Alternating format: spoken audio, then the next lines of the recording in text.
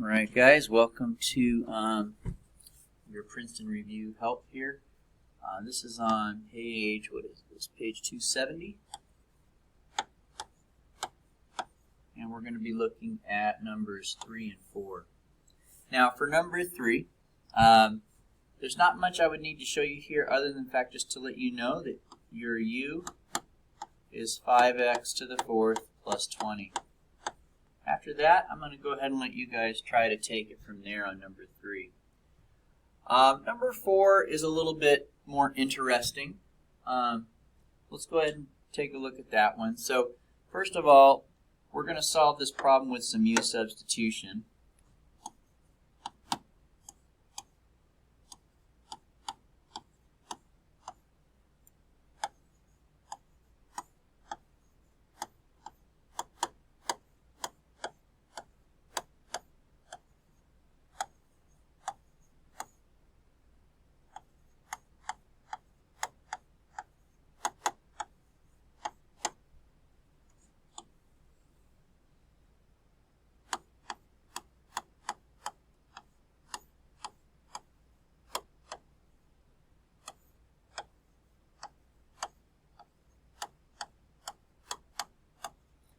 And so here's where maybe you might be getting stuck. So for this one, believe it or not, there's something that these things do happen to have in common here. Let me show you what that is.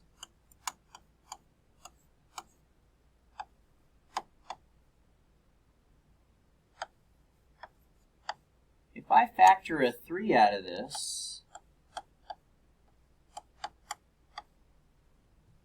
then I have that. And as you guys can see, those go away. And beyond that, I'm going to let you guys go ahead and take it from there. Okay. Let's go ahead and take a look at our next set of problems that we need to work on, which would be on page 290. Now on page 290,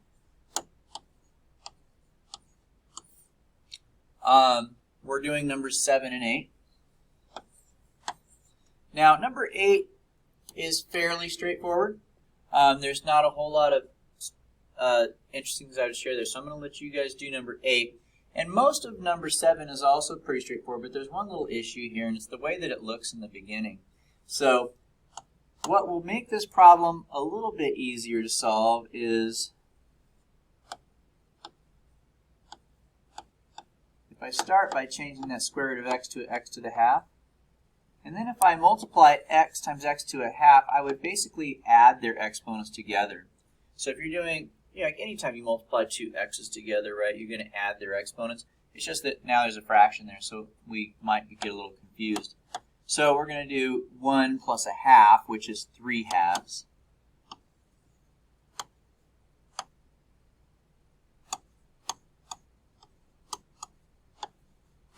Okay? And then from there, we're going to go ahead and integrate. So how do you integrate this? Well, you add 1 to this, which is going to result in giving us x to the 5 halves power, right? And we're going to divide by that number as well. But instead of dividing by a fraction, it's a lot easier to just multiply by the reciprocal, as we've talked about in previous lessons.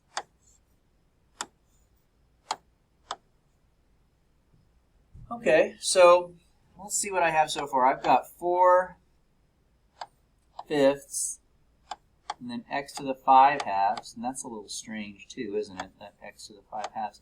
Now remember, I want you guys need to be able to do this stuff without a calculator.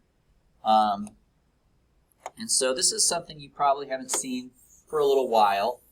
It's from pre-calculus and algebra 2.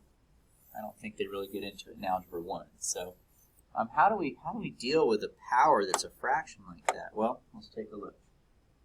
So first of all, we're going to do 4 over 5, and we're going to plug in the 9, right? And then we're going to subtract from that 4 over 5, and we're going to plug in the 1. Gotta love 1s and 0s. Anytime you plug in 1s and 0s, it works out really nice. 1 to any power is just 1, so we're just going to end up with 4 fifths there. But this other one over here is going to be a little bit more interesting to think of. So we have to remember how to simplify these by hand. Now, yeah, of course your calculator can do it for you, but we don't want to assume that you're going to come across a question like this on the AP exam where you're allowed to use your calculator. We want to make sure you know how to do it without one. And so when you have this, basically you turn it into a radical where this becomes the root, and this becomes your power. Now, the first thing I'm going to do is I'm going to take the square root of 9, which, as you guys know, is 3.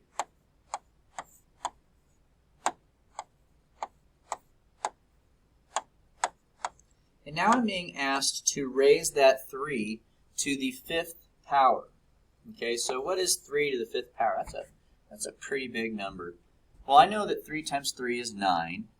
So 3 times 3 times 3 times 3, 3 to the 4th power is 81. So if I do that one more time, 81 times 3, I'm going to end up with 243. So we end up with 4 times 243 over 5 minus 4 fifths. And then we're going to go ahead and multiply again here. Some pretty big numbers. But, oh well, not too bad. We can handle that, right? So I get 972 over 5. And then we're going to do our subtraction.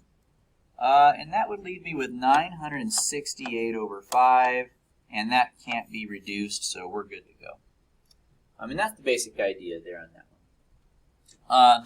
Number 8 is going to be very similar. You're just going to end up with, there's a very big possibility you're going to end up with a lot of fractions. But what's really cool here on this one is they're only asking you to plug in 1 and 0.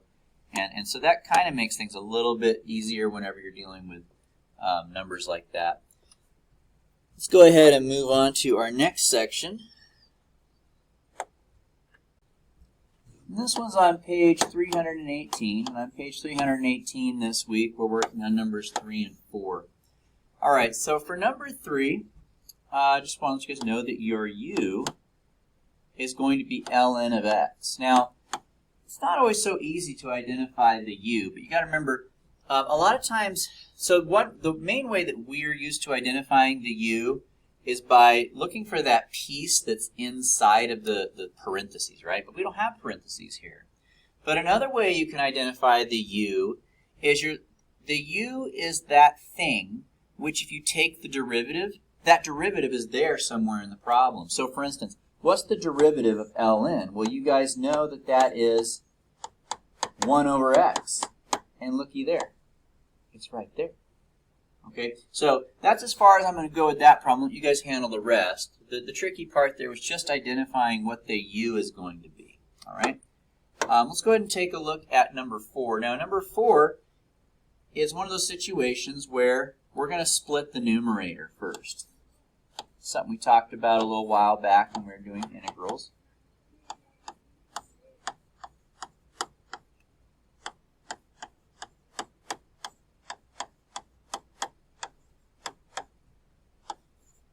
Okay, now I'm going to rewrite this now as 2 separate integrals. We're going to have sine x over cosine x here. Now this is just going to become 1, right? Now you guys know that the integral of 1 is just x. And as for this guy here, I'm going to let you guys take it from here, but I'm going to tell you this much. I'm going to tell you that your u is cosine of x. Okay?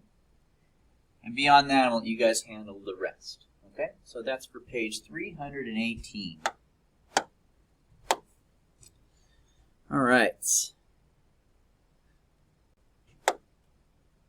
All right, so on page 369,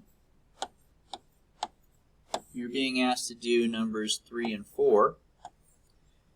Now, we've done a lot of these, and I don't want to underemphasize, or I can't overestimate the importance of you guys getting these. These are so important for your FRQs. So these are those ones that are worth 5 points, and you start by separating the variables and so on and so forth.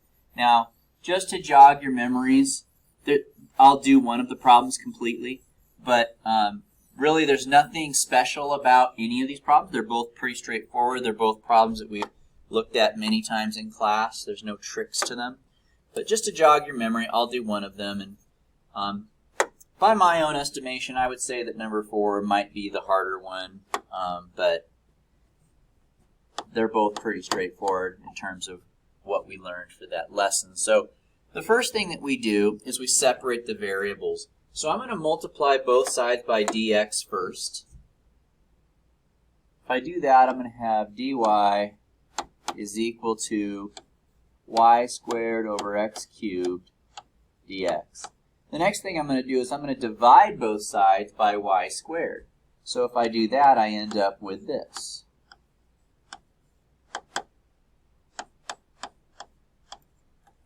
And on your FRQ exams, this is going to be worth 1 point, just separating them. Okay, the next thing we're going to do is we're going to integrate. Now, when you're integrating these kinds of problems, you want to bring them up to the numerator and change their powers to a negative.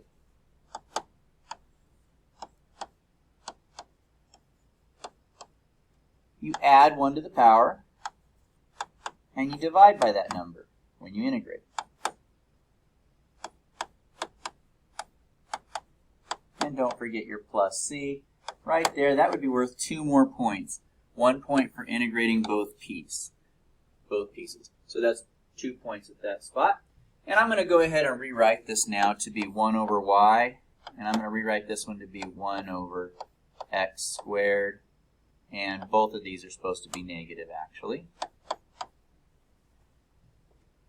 Now, that's not worth any points. I just rewrote the problem a little bit so that it's easier to work with. The next thing that we're going to do is we're going to find the c value, and that's where the next point comes in, is finding the c value. Okay, how do you find the c value? You take the initial condition that they give you, which in this case is x equals 1 and y equals 2, and you're going to plug those things in. So we end up with this if we plug in 2 for y and 1 for x.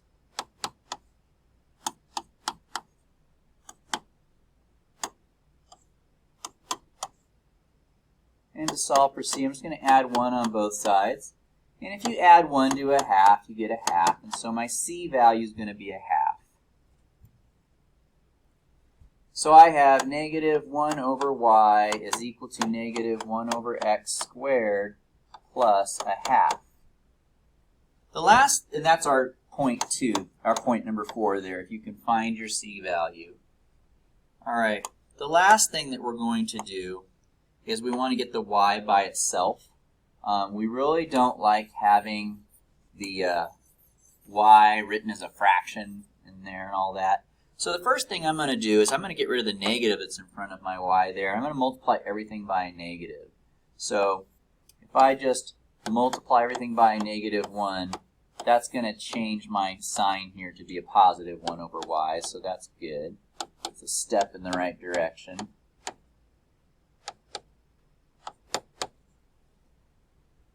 The next thing I'm going to do is I'm going to just take the reciprocal on both sides. I want to flip this fraction over, which I'm totally allowed to do so long as I flip this entire place over here over.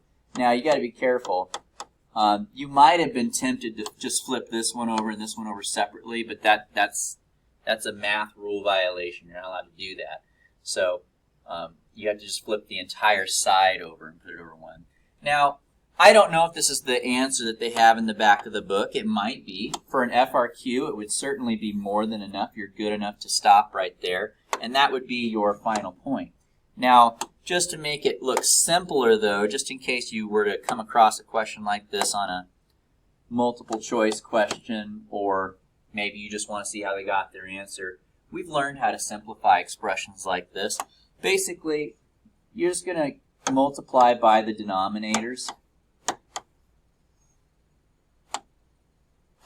to make those little fractions go away.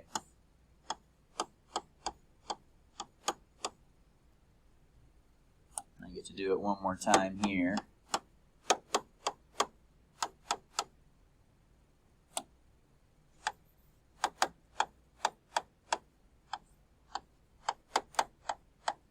And And so that might be a simpler way of writing the final answer.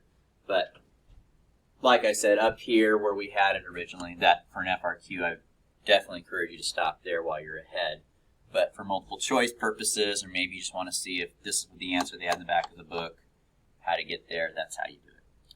Anyway, so you're going to do number 3 in a very similar way. It's a little bit different because that's the e to the x, but by my estimation, I think you'll find number 3 to be a little bit easier, but we'll see.